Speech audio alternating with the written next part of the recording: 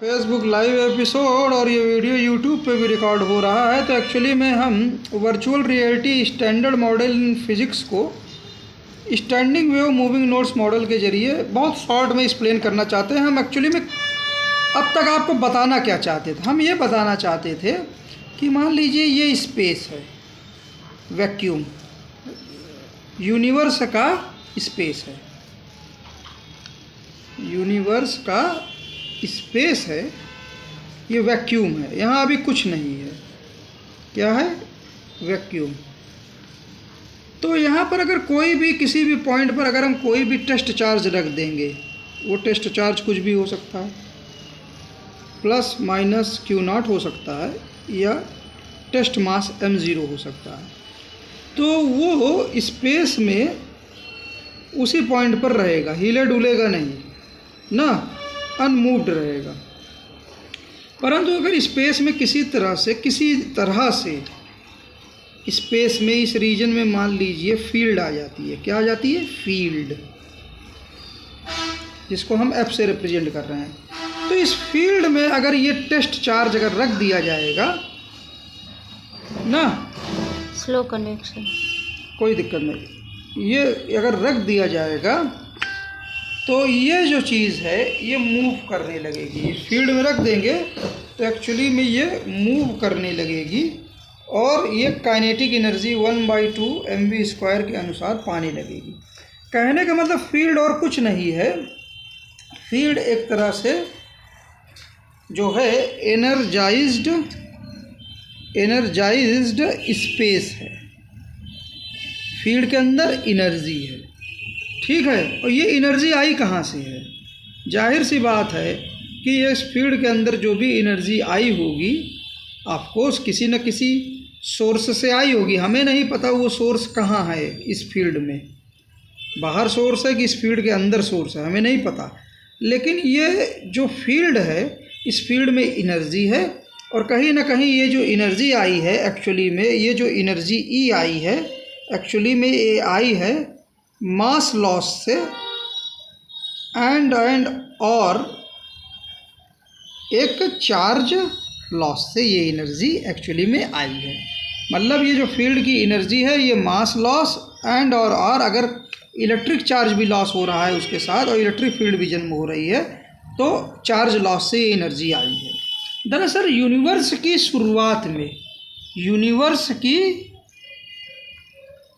शुरुआत में एक स्पेस, खाली स्पेस था जहाँ कुछ नहीं था। लेकिन एक प्लाज्मा जैसा मटेरियल को हम मतलब फील कर सकते हैं। सारा एनर्जी और मास इसी रीजन में था और ये प्लाज्मा में प्लस माइनस चार्जेस और इसी के साथ कुछ न्यूट्रल चार्जेस भी मौजूद थे, न्यूट्रल मास मौजूद थे। ये प्लाज्मा क्या हुआ, और उसके स्पेस में अब कोई फील्ड उड़ नहीं थी बाकी स्पेस में। ये प्लाज्मा एक्चुअली में ये क्या हुआ, स्प्रेड हुआ स्पेस में, ये प्लाज्मा फैलने लगा, मासेस इससे लम्ब से टूटने लगे एंड इसी के साथ साथ कुछ पॉइंटों पे कंडेंसेशन होने लगा। जैसे हमारे संजीव कुमार गुप्ता साहब IISc बेंगलोर में हम लोग को पढ़ाते थे मॉडलिंग में, प्रोफेसर साहब, कि पहले सिंपल मॉडल बनाइए, तो प्लाज्मा को 2 पार्टों में तोड़ने की कोशिश करिए स्प्रेड करने के बाद। तो अब फिगर कैसा दिखेगा कि एक पॉइंट पर कंडेंसेशन, 2 पॉइंटों पे एक्चुअली में कंडेंसेशन हुआ। यहाँ पर एक टेस्ट चार्ज बना Q0 पॉजिटिव और यहाँ पर जो दूसरा चार्ज बना वो Q0 ना बोलिए, आप बोलिए इसको Q सोर्स, QS से रिप्रेजेंट करिए। ये एक पॉइंट कंडेंसेशन का ये रहा और एक QS नेगेटिव चार्ज के साथ कंडेंसेशन का ये रहा ना। इन दोनों पॉइंटों पर कंडेंसेशन हुआ और बाकी पूरी स्पेस कहीं ना कहीं जो है वो मास लॉस जो प्लाज्मा से हुआ, उसी के साथ साथ जो चार्ज लॉस हुआ, क्योंकि पॉजिटिव नेगेटिव बहुत जगह क्या बोलते हैं एक्चुअली में मिल गए होंगे, बहुत सारे पॉजिटिव चार्ज यहाँ पे कंडेंसेट हुए जो सोर्स का चार्ज बना रहे हैं, पॉजिटिव चार्ज QS, और यहीं पे जो दूसरी जगह जो कंडेंसेट हुआ वो एक्चुअली में QS नेगेटिव बना, लेकिन बहुत सारा चार्ज आपस में फ्यूज़ हो गया तो नंबर ऑफ चार्जेस कम हो गए,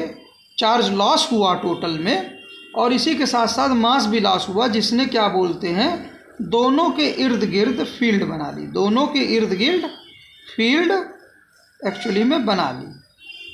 तो एक्चुअली में हमने जैसे यहाँ पे बताया कि फील्ड एक रीजन है लॉस्ट मास और लॉस्ट एनर्जी का, तो एक्चुअली में रियलिटी क्या है, लॉस्ट मास है, लॉस्ट एनर्जी है, लॉस्ट चार्ज है।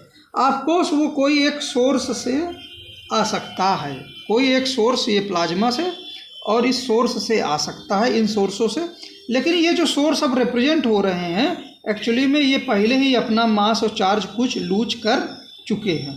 तो एक्चुअली में फील्ड में अगर किसी पॉइंट पर एक्चुअली में अगर हमको किसी पॉइंट पर फील्ड में अगर किसी पॉइंट पर हमको फील्ड रिप्रेजेंट करनी है तो बचा हुआ सोर्स से ज़्यादा इम्पॉर्टेंट है, सोर्स से ज़्यादा इम्पॉर्टेंट है, क्योंकि सोर्स वहाँ हो या ना हो इम्पॉर्टेंट है उस पॉइंट पे फील्ड के लिए। अगर फील्ड को रिप्रेजेंट करना है तो उस पॉइंट पर एक्चुअली में हमने बताया ना, कोई भी टेस्ट चार्ज आप रखोगे Q0 रखोगे प्लस माइनस या M0 रखोगे तो वो एक्चुअली में एक फोर्स फील्ड करेगा per unit charge per unit M0।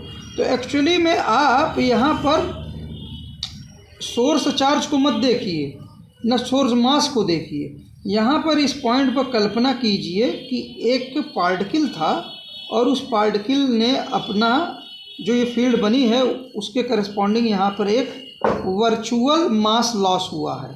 तो जो मास लॉस हुआ है ml करिए और इसी के साथ साथ एंड और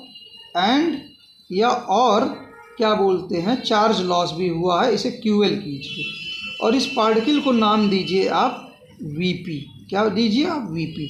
तो एक्चुअली में ये वर्चुअल पार्टिकल में क्या है, करस्पॉन्डिंग वर्चुअल मास लॉस के करस्पॉन्डिंग मास है जो अब नहीं रहा है, और वर्चुअल चार्ज लॉस है जो एक्चुअली में चार्ज का लॉस हुआ है उसके कारण एक्चुअली में फील्ड बनी है। और ये फील्ड लेकिन ये जो चीज़ है VP के अंदर जो फील्ड है वो रियल फील्ड है, VP के अंदर फील्ड रियल फील्ड है। ऑफकोर्स ये जो फील्ड होगी, ये जो मास लॉस है या चार्ज लॉस है ऑफकोर्स किसी सोर्स से ही आया होगा जो अब घट के इतना रिप्रेजेंट हो रहा है, ये सोर्स है ना। तो एक्चुअली में एक्चुअली में अगर हम दो चार्जेस को ले लें प्लाज्मा टूटने के बाद और दो जगह कंडेंसेट जो हुए हैं वो QS पॉजिटिव QS नेगेटिव, और दोनों की एक क्या बोलते हैं ये सोर्स है, मान लीजिए सोर्स हैं, ये बचे हुए सोर्स हैं, लेकिन रियलिटी क्या है, सोर्स नहीं बल्कि रियलिटी जो असल में रियलिटी है वो फील्ड है। क्या है, फील्ड है, ये तो बचा हुआ माल है, मैटर है। तो रियलिटी यहाँ पे एक्चुअली में फील्ड है। तो फील्ड जो यहाँ पर क्या है इस पूरे रीजन में, ये फील्ड जो है ग्रेविटेशनल भी हो सकती है ना, ये रियलिटी है। और इस पॉइंट पर अगर फील्ड है तो इस पॉइंट पर एक वर्चुअल पार्टिकल है, अगर इस पॉइंट पर फील्ड है तो इस पॉइंट पर एक वर्चुअल पार्टिकल है। और इस वर्चुअल पार्टिकल्स में क्या है, मास लॉस है, वर्चुअल मास लॉस है, और वर्चुअल क्या बोलते हैं एक्चुअली में चार्ज लॉस है ना। और चूँकि फील्ड रियल है, चूँकि फील्ड यहाँ पर एक्चुअली में क्या है, रियल है, फील्ड जो है वो रियल है, इसलिए हम मान सकते हैं कि वर्चुअल मास और लॉस जो है, भले ही वर्चुअल अब लॉस हो चुका है लेकिन एक्चुअली में फील्ड रियल है। तो एक तरह से ये वर्चुअल मास वर्चुअल चार्ज से बना ये जो पार्टिकल है एक्चुअली में रियल पार्टिकल की तरह बिहेव करता है।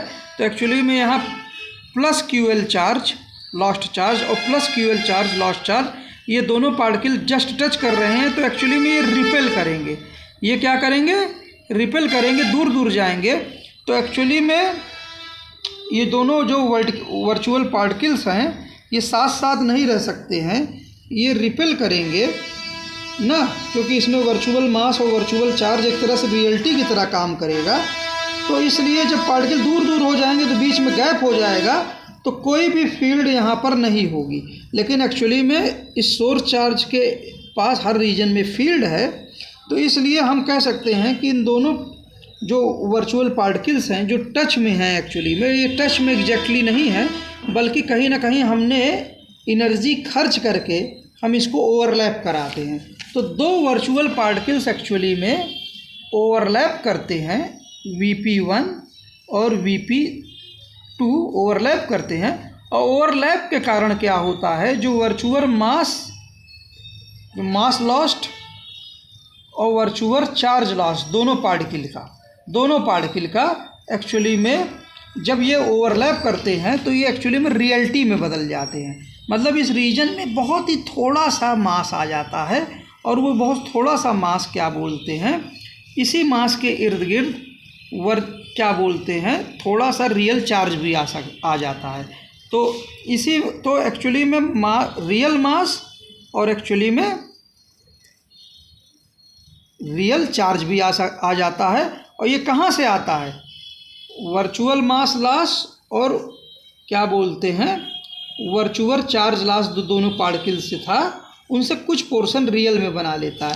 कहने का मतलब है कि अगर दो वर्चुअल पार्टिकल्स अगर ओवरलैप करेंगे तो इनके ओवरलैप से क्या बोलते हैं मास का जनरेशन हो सकता है, पॉइंट मासेस का जनरेट हो सकता है, जो कहीं ना कहीं वो मास रियल हो सकते हैं और वो चार्ज रियल हो सकते हैं ना। शॉर्ट में हम ये कहें कि अगर दो चार्जेस QS प्लस और Q माइनस S अगर पास आएंगे, बढ़ रहे होंगे, तो इनके साथ दोनों की फील्ड आएगी, और इनके दोनों की फील्ड के साथ दोनों के जो कहीं ना कहीं वर्चुअल पार्टिकल्स हैं वो आपस में एक दूसरे को इन्फ्लुएंस करेंगे। तो होगा क्या कि यहाँ पर वर्चुअल जो पार्टिकल्स हैं इनके अंदर फील्ड जो है वो फ्लक्चुएट करेगी। क्या करेगी, फ्लक्चुएट करेगी एक दूसरे के प्रभाव में। जब दोनों ये पार्टिकल्स सोर्स पास आएंगे वापस ना, तो ये जब फ्लक्चुएट करेंगे तो एक्चुअली में इस फ्लक्चुएशन से क्या होगा कि दोनों क्या बोलते हैं अंदर जो वर्चुअल पार्टिकल के अंदर फील्ड फ्लक्चुएट करेगी, प्लस ये दोनों पार्टिकल्स की काइनेटिक एनर्जी अब इंक्रीज करेगी, प्लस ये दोनों स्वयं कहीं ना कहीं पार्टिकल भी फ्लक्चुएट ऐसे रिलेट करेंगे।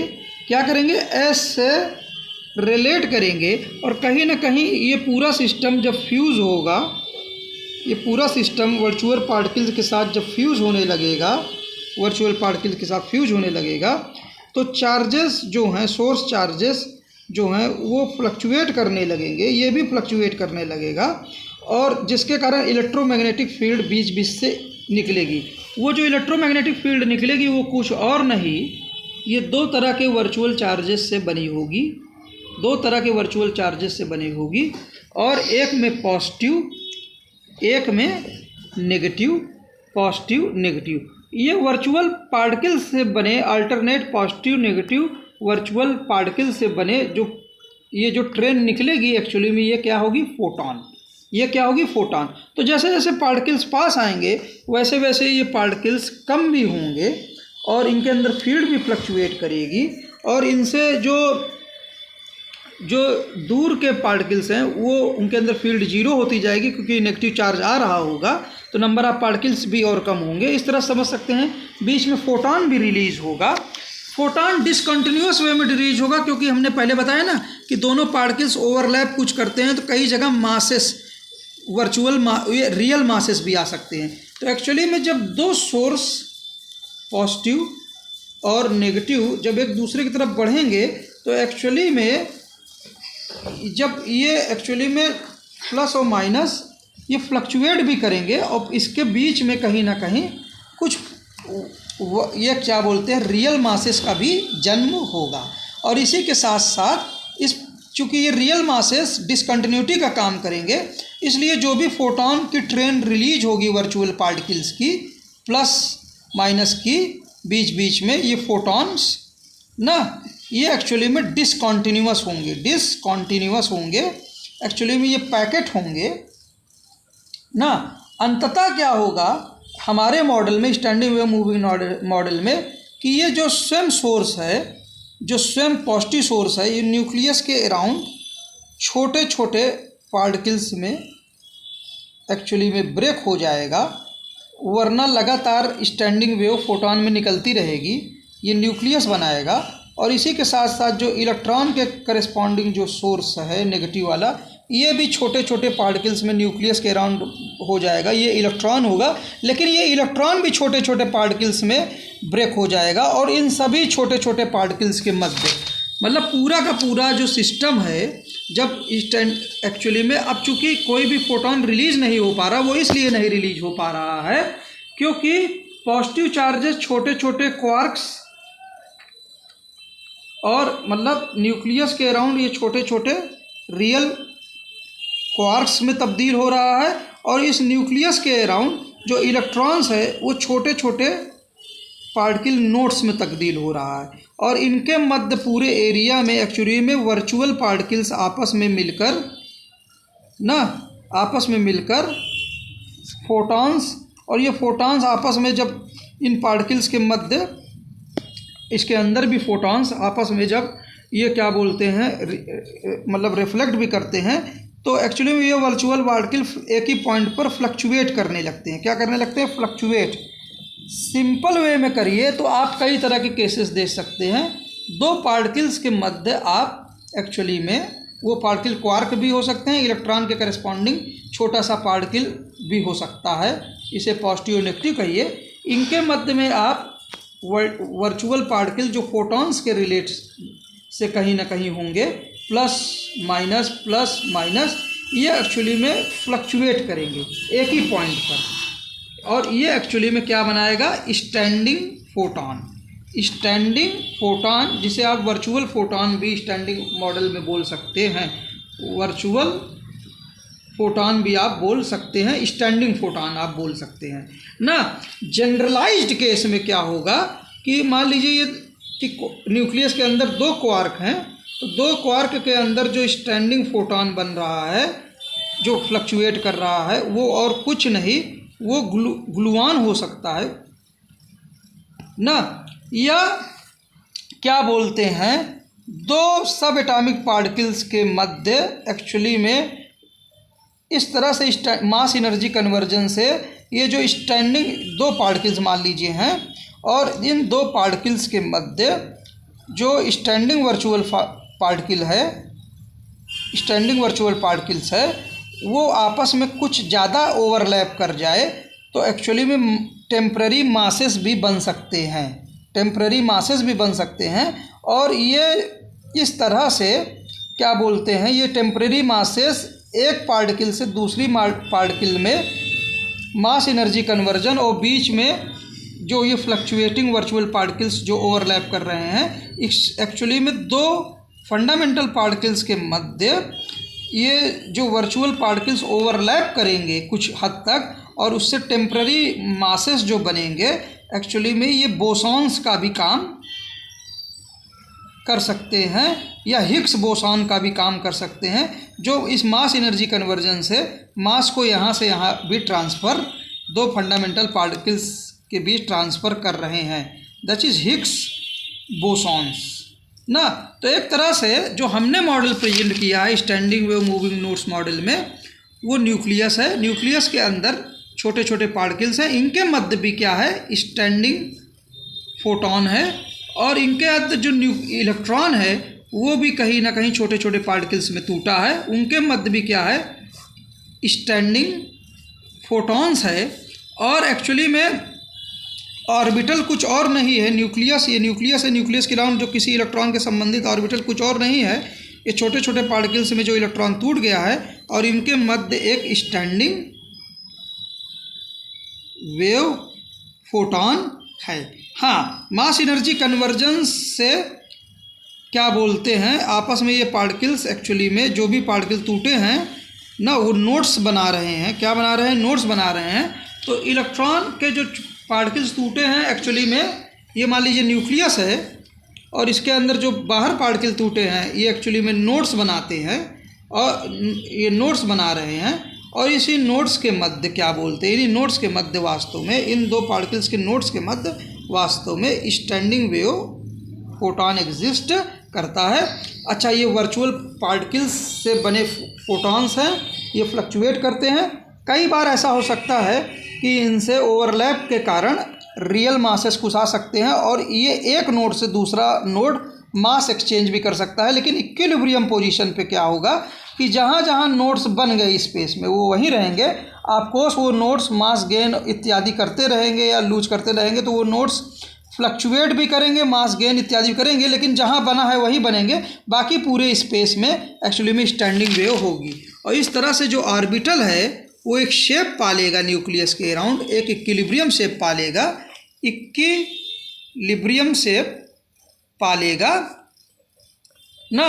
और जिसको हम स्टैंडिंग वेव से रिप्रेजेंट करेंगे वो और कोई नहीं साई है श्रोडिंगर वेव इक्वेशन की ना। और जहाँ जहाँ नोड्स हैं, जहाँ जहाँ नोड्स बन गए हैं लगभग वो नोड्स बने रहेंगे, लेकिन इन नोड्स के मध्य स्टैंडिंग वेव होंगे, स्टैंडिंग वेव फोटॉन होंगे जो फ्लक्चुएटिंग वर्चुअल पार्टिकल से बने होंगे ना। और यही मॉडल एक्चुअली में इस न्यूक्लियस को जब बड़ा करेंगे तो क्वार्क के मध्य ग्लूऑन्स या बोसॉन्स के ज़रिए भी यही मॉडल आपको सभी चीज़ें एक्सप्लेन कर देगा। उम्मीद है ये एपिसोड आप लोगों को पसंद आया होगा। जय हिंद, जय भारत, थैंक यू सर।